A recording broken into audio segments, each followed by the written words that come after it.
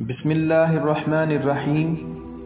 صحیح بخاری حدیث نمبر 38 میں حضرت ابو ہریرہ رضی اللہ تعالی عنہ روایت کرتے ہیں کہ نبی کریم صلی اللہ علیہ وآلہ وسلم نے ارشاد فرمایا کہ جس نے رمضان کے روزے ایمان اور خالص نیت کے ساتھ رکھے اس کے پچھلے گناہ بخش دیے جائیں گے۔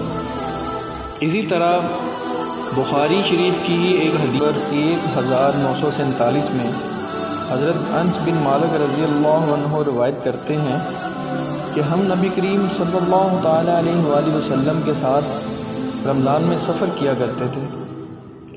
سفر میں بہت سے لوگ روزے سے ہوتے اور بہت سے لوگ بے روزہ ہوتے، لیکن روزے دار بے روزہ دار پر اور بے روزہ دار روزے دار پر کسی قسم کی عیب جوئی نہیں کیا کرتے تھے۔ صلی اللہ علیہ محمد صلی اللہ علیہ وسلم۔